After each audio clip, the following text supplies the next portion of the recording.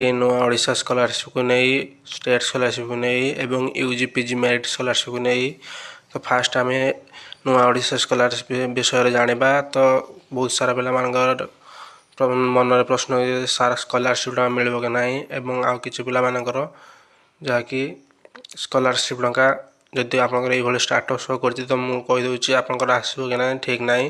ତ ମୋତେ ଲାଗୁଛି ଆଉ ସେମାନଙ୍କର ଆସିବନି ଯଦି ସେମାନଙ୍କର ଏଇଭଳି ଷ୍ଟାଟସ୍ ଅଛି ତ ସେ ବିଷୟରେ ମଧ୍ୟ ଜାଣିବା। ତ ଆପଣମାନେ ନିଜେ ନିଜେ ସମସ୍ତଙ୍କ ଷ୍ଟାଟସ୍ ଚେକ୍ କରିଦେବେ। ତ ତା ପୂର୍ବରୁ ଆପଣମାନଙ୍କୁ ଏକ ଛୋଟିଆ ରିକ୍ୱେଷ୍ଟ, ଯଦି ଆପଣମାନେ ଆମ ଚ୍ୟାନେଲଟିକୁ ପ୍ରଥମ ଥର ପାଇଁ ଆସିଛନ୍ତି ତାହେଲେ ଚ୍ୟାନେଲଟିକୁ ସବସ୍କ୍ରାଇବ୍ କରିଦିଅନ୍ତୁ। ଭିଡ଼ିଓଟି ଭଲ ଲାଗିଲେ ଭିଡ଼ିଓଟିକୁ ଲାଇକ୍ କରିଦିଅନ୍ତୁ, ସାଙ୍ଗମାନଙ୍କ ମଧ୍ୟରେ ସେୟାର କରିଦିଅନ୍ତୁ, ସେମାନେ ମଧ୍ୟ ଜାଣିପାରିବେ କେମିତି କ'ଣ ସବୁ ଅପଡ଼େଟ୍। ଏବଂ ଲାଷ୍ଟରେ ଯଦି ଆପଣଙ୍କ କିଛି ମେଜର ପ୍ରୋବ୍ଲେମ୍ ଅଛି ଏବଂ ଜାଣିପାରୁନାହାନ୍ତି କ'ଣ କେମିତି କରିବେ ତାହେଲେ ଡେସ୍କ୍ରିପସନ୍ରେ ଦିଆଯାଇଥିବା ହ୍ୱାଟ୍ସଆପ୍ ଲିଙ୍କରେ ଆପଣମାନେ ଡାଇରେକ୍ଟ ଆମକୁ କଣ୍ଟାକ୍ଟ କରନ୍ତୁ। ଆପଣଙ୍କର ଯାହା ବି କିଛି ପ୍ରୋବ୍ଲେମ୍ ଆମ ଦ୍ୱାରା ଯଦି କିଛି ସଲ୍ୟୁସନ୍ ହୋଇପାରେ ଦେନ୍ ଆମେ ଆପଣଙ୍କୁ ସିଓର ସଲ୍ୟୁସନ୍ ବତେଇଦେବୁ। ତ ଚାଲନ୍ତୁ ଜାଣିବା। ଫାଷ୍ଟ କଥା ହେଲା ଆପଣଙ୍କ ସ୍କଲାରସିପ୍ ଟଙ୍କା ଆଗକୁ ଆଉ ମିଳିବ କି ନାହିଁ। ବହୁତ ସାରା ପିଲାମାନଙ୍କର ପ୍ରଶ୍ନ ଥିଲା, ଯାହାକି ଯେଉଁ ପିଲାମାନେ ପାଇସାରିଛନ୍ତି ଏବଂ ଯେଉଁ ପିଲାମାନେ ପାଇନାହାନ୍ତି। ତ ଫାଷ୍ଟ ଏଠି ଦେଖିପାରୁଥିବେ ଯେ objective and budget of the year ନୂଆ ଓଡ଼ିଶା ସ୍କଲାରସିପ୍ 2024 ସ୍କିମ୍ ଦେଖିପାରୁଥିବେ। According to goal of the ନୂଆ ଓଡ଼ିଶା, ଯାହାକି ନୂତନ ଓଡ଼ିଶା ଅଭିଳାଷରେ ସ୍କିମ୍ ଇଜ୍ ପ୍ରୋଭାଇଡ୍ ୟୁଥ୍, ଯାହାକି ପିଲାମାନଙ୍କୁ ପ୍ରୋଭାଇଡ଼ କରାଯାଇଥିଲା ସ୍କିଲ୍ ଏବଂ ଡେଭଲପମେଣ୍ଟ ପାଇଁ।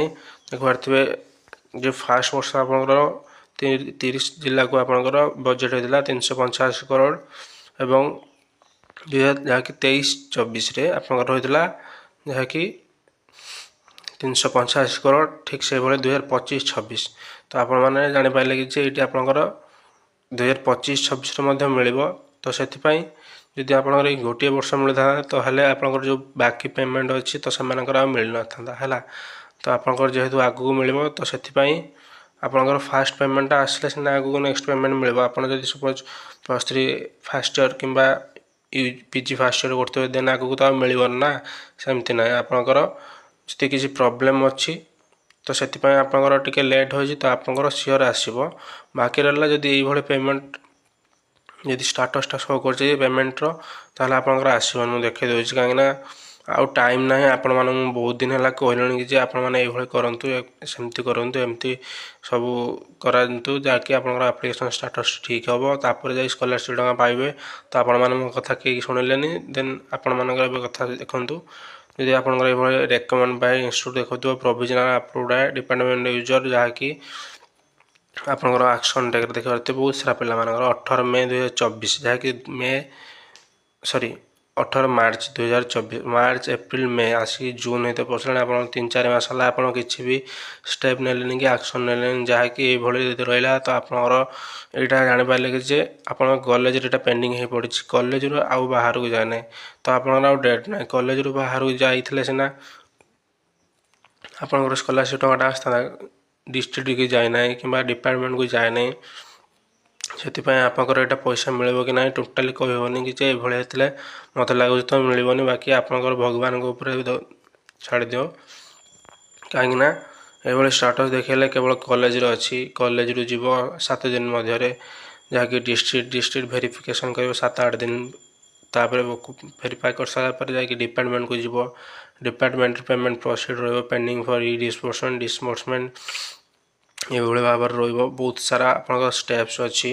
ନେକ୍ସଟ ଏଇଠି ଆପଣମାନେ ଦେଖିପାରୁଥିବେ କି ଯେ ଆଉ ଗୋଟେ ପିଲାଟାର ଷ୍ଟାଟସ୍ ମଧ୍ୟ ଆପଣମାନେ ଦେଖାଉଛି ଦେଖି ଏଠି ଆପଣମାନେ ଦେଖିପାରୁଥିବେ ନୂଆ ଓଡ଼ିଶା ସ୍କଲାରସିପ୍ 2023-24ରେ ସେକେଣ୍ଡ ଫେଜ୍ରେ ଇନଷ୍ଟିଟ୍ୟୁସନରେ ପେଣ୍ଡିଂ ଅଛି, ଯାହାକି ଆପଣଙ୍କର କଲେଜରେ ହିଁ ପେଣ୍ଡିଂ ଅଛି। ଏଇଭଳି ଯଦି ଆପଣଙ୍କର ଦେଖିପାରୁଥିବେ ଡିପାର୍ଟମେଣ୍ଟ ଡିଷ୍ଟ୍ରିକ୍ଟ ରିମାର୍କ କିଛି ଦେଖାଉନଥିବ, ଠିକ୍ ସେଇ 28 ମାର୍ଚ୍ଚରେ ବହୁତ ସାରା ପିଲାମାନଙ୍କର ଏଇଭଳି ଆପଣଙ୍କର କଲେଜ ଆପଣଙ୍କ ସହିତ ଖେଳି ଦେଇଛି, ଯାହାକି ଆଉ ଆଗକୁ ପଠେଇ ନାହିଁ। ତ ଦେନ୍ ସେମାନେ କେମିତି ଆଉ ଭେରିଫାଏ କରିବ, ବହୁତ ସାରା ଭେରିଫାଏ କରିବାର ଅଛି, ତାପରେ ପ୍ରୋସେସ୍ ଅଛି, ଦେନ୍ ଆପଣଙ୍କର ଆସିବ। ଯଦି ଆପଣଙ୍କର ଏଇଭଳି ଷ୍ଟାଟସ୍ ଅଛି ଆପଣ ପଇସା ମିଳିବ କି ନାହିଁ ମୁଁ ସୁନିଶ୍ଚିତ କହିପାରୁନାହିଁ, କାହିଁକିନା ଯେଉଁଟା ରିଏଲ୍ ଫ୍ୟାକ୍ଟ ମୁଁ ଆପଣମାନଙ୍କୁ କହିଦେଲି।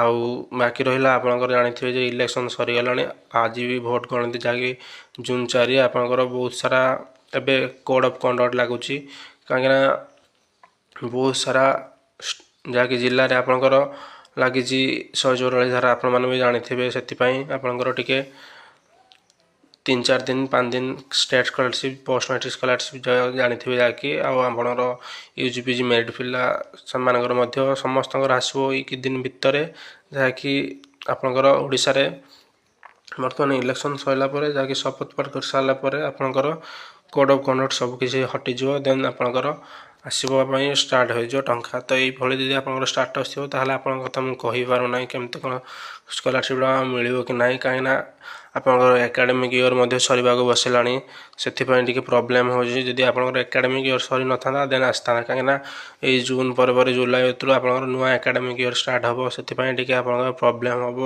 କି ସ୍କଲାରସିପ୍ ଆସିବ କି ନାହିଁ। ତ ନେକ୍ସଟ ଚାଲନ୍ତୁ ଦେଖିବା କିଛି ପିଲାମାନଙ୍କର କମେଣ୍ଟସ୍ ଯେ ସାର୍ ମୋର ଗଞ୍ଜାମ ଡିଷ୍ଟ୍ରିକ୍ଟ ଏପ୍ରିଲ 14ରୁ ଡିସବର୍ସମେଣ୍ଟ ଅଛି, ପେମେଣ୍ଟ କେବେ ଆସିବ? ତ ପେମେଣ୍ଟ ଆଉ କିଛି ଦିନ ମଧ୍ୟରେ ଆସିଯିବ, ଟିକେ ୱେଟ୍ କରନ୍ତୁ। ଯାହାକି ଇଲେକ୍ସନ୍ ସରିଗଲାଣି, ଭୋଟ୍ ଗଣତି ସରିଯିବା ପରେ ଆପଣଙ୍କର ଆସିଯିବ। ଠିକ୍ ସେଭଳି ଖୋର୍ଦ୍ଧା ଡିଷ୍ଟ୍ରିକ୍ଟ ଆପଣଙ୍କର ଯେଉଁ ସାର୍ ମୋର ଡିସବର୍ସମେଣ୍ଟ ସମସ୍ୟା ଆସିବ କି ନାହିଁ, ତ ଆପଣଙ୍କର ଆସିଯିବ। ପୋଷ୍ଟ ମାଟ୍ରିକ ସ୍କଲାରସିପ୍ ମିଳିବ କେବେ? ଫେଜ୍ ଟେକ୍ନିକାଲ ପିଲାମାନଙ୍କର ଜୁନ୍ର ସେକେଣ୍ଡ ୱିକ୍ ଯାହାକି ରଜ ପରେ ଆପଣଙ୍କର ମିଳିବ। ଟେକ୍ନିକାଲ ପିଲାମାନଙ୍କର ସାର୍ ଡିସବର୍ସମେଣ୍ଟ ପଡ଼ୁଛି ଯାଜପୁର ଡିଷ୍ଟ୍ରିକ୍ଟ, ତ ଆପଣଙ୍କର ଆସିଯିବ ଯାହାକି ମୁଁ କହିଲି ଇଲେକ୍ସନ୍ ଶପଥ ପାଠ ପରେ ଆସିଯିବ। ତ ନେକ୍ସଟ ଭାଇ ମୋର +3 ଲାଷ୍ଟ ଏକ୍ଜାମ୍ ମିଳିବନି ଭାଇ, +3 ଏକ୍ଜାମ୍ ସରିଗଲେ ମଧ୍ୟ ମିଳିବ ଯଦି ଆପଣଙ୍କର ଷ୍ଟାଟସ୍ଟି ଠିକ୍ଠାକ୍ ଥିବ, ଯଦି ପେମେଣ୍ଟ ପ୍ରୋସିଡ୍ ଥିବ, ପେଣ୍ଡିଂ ଫର୍ ଡିସବର୍ସମେଣ୍ଟ ଥିବ। ଯେଉଁ ପିଲାମାନେ ପିଜି ଲାଷ୍ଟ ଇୟର୍ ଯାହାକି ପରୀକ୍ଷା ଦେଇଛନ୍ତି କିମ୍ବା +3 ଲାଷ୍ଟ ଇୟର୍ ପରୀକ୍ଷା ଦେଇଛନ୍ତି, ସେମାନଙ୍କର ଯଦି ପେମେଣ୍ଟ ପ୍ରୋସିଡ୍ ଥିବା କିମ୍ବା ପେଣ୍ଡିଂ ଫର୍ ଡିସବର୍ସମେଣ୍ଟ ଥିବ, ଯଦି ଷ୍ଟେଟ୍ ସ୍କଲାରସିପ୍ର ପାର୍ସିଆଲ୍ ପେମେଣ୍ଟ ସକ୍ସେସ୍ ଥିବ, ଏଇଭଳି ଯଦି ଆପଣଙ୍କର ଥିବ କିମ୍ବା sanction Bai district approve authority ଥିବ, ତାହେଲେ ଆପଣଙ୍କର ସ୍କଲାରସିପ୍ ଟଙ୍କାଟା ସୁନିଶ୍ଚିତ ଆସିବ। ତ ୟୁଜି ମେରିଟ୍ ଉପରେ ତ ଆଜି ସିଓର ଏଇ ମେଧାବୃତ୍ତି ଷ୍ଟାଟସ୍ କିପରି ଚେକ୍ କରିବେ, ତ ନେକ୍ସଟ ଭିଡ଼ିଓରେ ମୁଁ ଆପଣମାନଙ୍କୁ ଜଣାଇଦେବି କେମିତି ଭାବରେ ଆପଣ ଏଇ ମେଧାବୃତ୍ତିର ଷ୍ଟାଟସ୍ ଚେକ୍ କରିବେ। ତ ପ୍ରଥମେ କଥା ହେଲା ଆପଣଙ୍କର ୟୁଜି ମେରିଟ୍ କିମ୍ବା ପିଜି ମେରିଟ୍, ଯାହାକି ଇ ମେଧାବୃତ୍ତି ଦେଖିପାରୁଥିବେ ଆପଣଙ୍କର ଲିଷ୍ଟ ଆସେ ହେଲା, list of beneficiary UG merit and PG merit technical professional scholarship ଆପଣଙ୍କର ଗୋଟେ ଲିଷ୍ଟ ଆସେ। ଦେଖିପାରୁଥିବେ ଟାଇଟଲ୍ ଦେଇଛି, ଡେଟ୍ ଦେଇଛି, ଦେଖିପାରୁଥିବେ ଏଇଠି ଆପଣମାନେ ମୁଁ ଡେସ୍କ୍ରିପସନ୍ରେ ଲିଙ୍କ୍ ଦେଇଦେବି, ଆପଣମାନେ ଡାଇରେକ୍ଟ ଚେକ୍ କରିପାରିବେ। ଟାଇଟଲ୍ରେ ଦେଖିବେ ଫେଜ୍ ସିଲେକ୍ସନ୍, ଆପଣ ମେରିଟ୍ ଲିଷ୍ଟ ଇୟର୍ ଦେବ, ଡେଟ୍ ଦେବ, ଏପଟର ଭ୍ୟୁ ଡାଉନଲୋଡ଼ ଦେଖିଥିବ।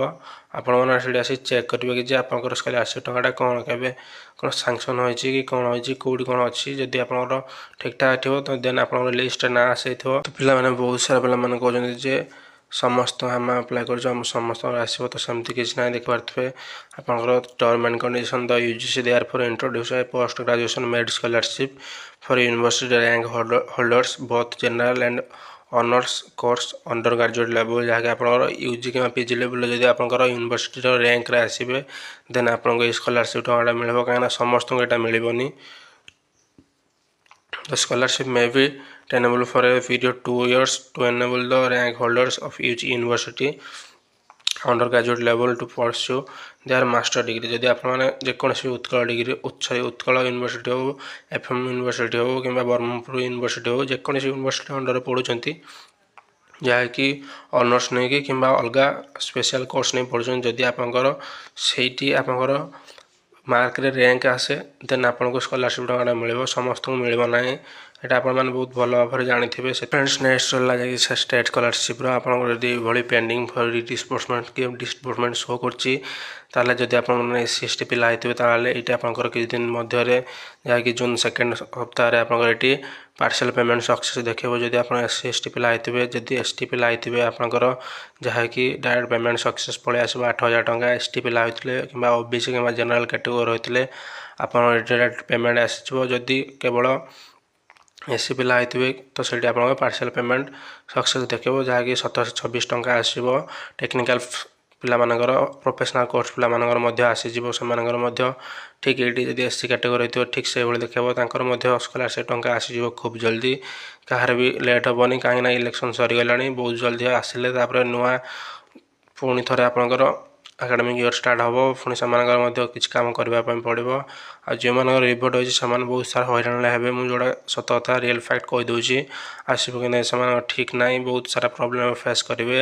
ତ ଫ୍ରେଣ୍ଡସ୍ ଇଏ ଥିଲା ଯାହାକି ଆଜିର ଭିଡ଼ିଓର ଅପଡ଼େଟ୍। ଯଦି ଆପଣମାନଙ୍କୁ ଆମ ଭିଡ଼ିଓଟି ଭଲ ଲାଗିଛି ତାହେଲେ ଭିଡ଼ିଓଟି ଲାଇକ୍ କରିଦିଅନ୍ତୁ। ଭିଡ଼ିଓ ବନେଇବା ପାଇଁ ବହୁତ ସାରା ପ୍ରୋବ୍ଲେମ୍ ହେଉଛି, ତ ସେଥିପାଇଁ ଆପଣମାନଙ୍କର ଏଇ ଛୋଟିଆ ଛୋଟିଆ ଲାଇକ୍ ଆପଣମାନଙ୍କର ସବସ୍କ୍ରାଇବ୍ ଆମକୁ ବହୁତ ସାରା ମୋଟିଭେସନ୍ ଦେଇଥାଏ। ତ ସାଙ୍ଗମାନଙ୍କ ମଧ୍ୟରେ ମଧ୍ୟ ସେୟାର କରିଦିଅନ୍ତୁ, ସେମାନେ ମଧ୍ୟ ଜାଣିପାରିବେ କେମିତି କ'ଣ ସବୁ ଅପଡ଼େଟ୍ ଅଲ୍ ଟୋଟାଲ୍ ସ୍କଲାରସିପ୍କୁ ନେଇ। ଲାଷ୍ଟ ଯଦି ଆପଣଙ୍କ କିଛି ମେଜର ପ୍ରୋବ୍ଲେମ୍ ଅଛି ଏବଂ ଜାଣିପାରନ୍ତି କେମିତି କ'ଣ କରିବେ, ତାହେଲେ ଡେସ୍କ୍ରିପସନ୍ରେ ଅଥବା ହ୍ୱାଟ୍ସଆପ୍ ଲିଙ୍କରେ ଆପଣମାନେ ଜଏନ୍ କରିଯାଆନ୍ତୁ। ଯାହା ବି କିଛି ପ୍ରୋବ୍ଲେମ୍ ଅଛି ସେଠାରେ ଆପଣମାନେ ଜଣାନ୍ତୁ, ଆମ ଦ୍ୱାରା ଯାହା ବି କିଛି ହେଲ୍ପ କରିହେବ ଆମେ ଆପଣଙ୍କୁ ହେଲ୍ପ କରିବୁ। ତ thanks for watching this video. ଜୟ ଜଗନ୍ନାଥ, ଅଲ୍ ଅଫ୍ ୟୁ।